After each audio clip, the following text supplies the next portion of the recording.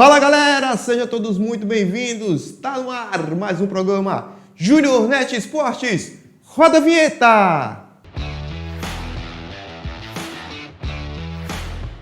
E hoje, quinta-feira, dia 30 de janeiro, ontem tivemos alguns jogos pelos estaduais Brasil afora. E claro, né, a gente vai dar destaque a alguns deles, começando pelo Campeonato Alagoano de Futebol. Rapaz, parecia que ontem não podia vencer. Tivemos 3 jogos e 3 empates entre as equipes alagoanas. E a gente vai começar falando sobre o jogo que aconteceu no Rei Pelé, né? CRB e Penedense, que empataram por 2-2. Jogo bem movimentado, né? Mas CRB não conseguiu sair com a vitória.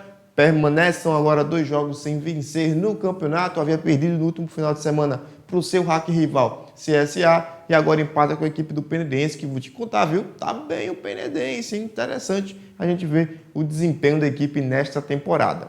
Os outros jogos de ontem foi o CSE empatando em 0-0 com a equipe do Muricy em casa e o Coruripe empatando com o CSA por 1-1 em Coruripe. Ninguém saiu com os 3 pontos na rodada de ontem. Vamos agora falar do Campeonato Paulista. Tivemos alguns jogos também, jogo com rodada cheia, na verdade, do Campeonato Paulista. Mirassol venceu o Guarani por 3-2. O São Bernardo venceu o Santos por 3-1 de virada, hein? O Santos começou vencendo, o São Bernardo foi lá e virou a partida.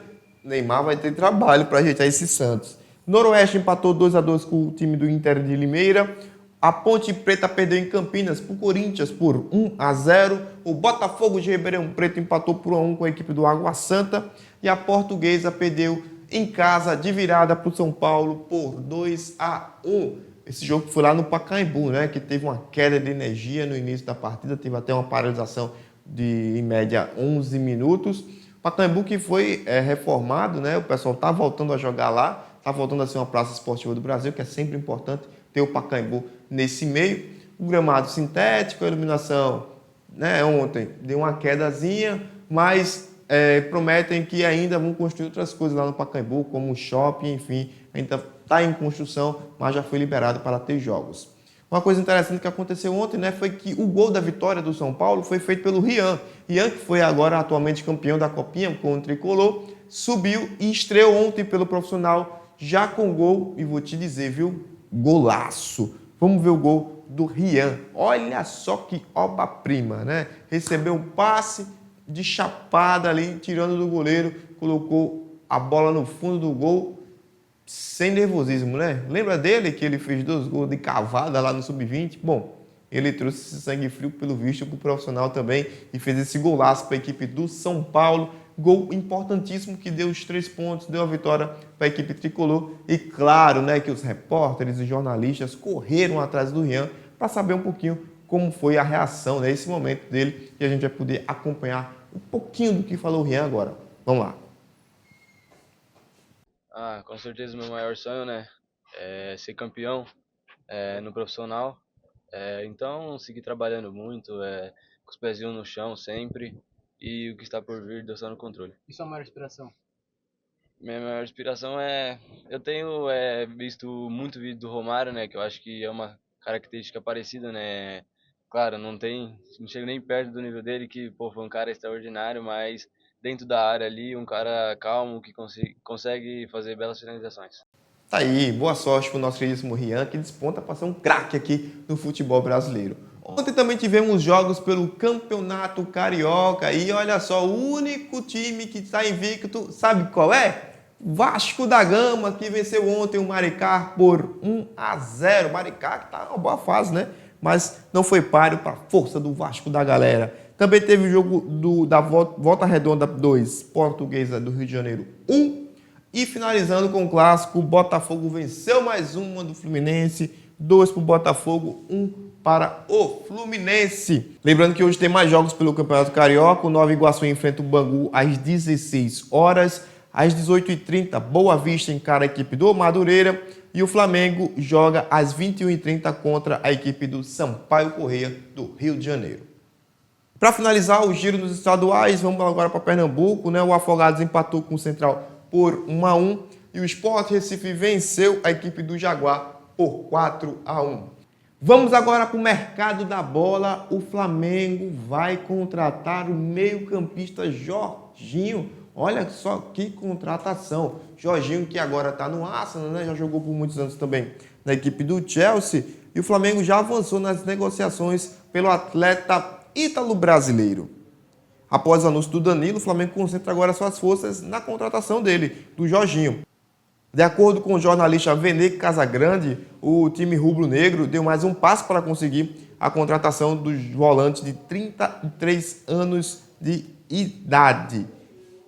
Cara, seria uma contratação espetacular. Esse super brasileirão já é uma realidade. E com a chegada do Jorginho para o Flamengo, né, que anunciou já o Danilo como seu lateral direito, né, para a temporada, seria uma coisa espetacular para o time. Né? Não estava rendendo muito bem lá no Arsenal, não estava pegando muito banco de reservas, mas a gente sabe que quando um jogador que está preparado fisicamente, chega aqui no Brasil, desponta entre os melhores, e o Jorginho não seria diferente. Né? Lembrando que o Jorginho é brasileiro, mas é naturalizado italiano, mas volta aí à sua terra natal para defender as cores do Flamengo. Continuando com mais notícias do mercado da bola, Leonardo Jardim deve ser o novo treinador da equipe do Cruzeiro. A Raposa ofereceu 2 anos de contrato para o técnico português de 50 anos. O clube mineiro tenta a liberação antecipada do treinador lá dos Emirados Árabes. Lembrando que quem estava lá era o Fernando Diniz e recentemente foi demitido por conta da má fase que vinha passando a equipe do Cruzeiro. Então tá aí, mais um técnico português pode pintar por aqui pelo Brasil. Falando em técnico, né, Rafa Benítez disse não para o Botafogo. Ontem a gente já viu noticiado que o técnico espanhol era o favorito do dono John Textor para assumir a equipe carioca, mas o treinador disse que não tinha interesse de vir treinar nenhuma equipe no Brasil no momento. Portanto, a equipe do Botafogo segue sem técnico definido para a temporada. Muito bem, todo mundo já sabe, Neymar deve vir ao Brasil, porém ninguém sabe quando ele chegará em terras brasileiras para, enfim, assinar com a equipe do Santos. A expectativa é que o craque volte ainda essa semana, de quinta para sexta-feira, chegue ao Brasil para ser apresentado no Pacaembu para a torcida santista. Lembrando que o Neymar vai firmar um acordo de apenas 6 meses até então, para recuperar o futebol e, quem sabe, voltar para a Europa na janela de verão. É o que veremos, se o Neymar consegue recuperar o bom futebol, a boa forma física e voltar a figurar entre os grandes jogadores lá na Europa. Futebol ele tem para isso. Time querendo ele, com certeza vai aparecer caso ele faça esses 6 meses primorosos na equipe do Santos. É o que a gente torce, né? Até porque se o Neymar estiver bem, vai bem também na seleção brasileira e quem sabe nos ajuda aí a conquistar a tão sonhada Taça da Copa do Mundo em 2026.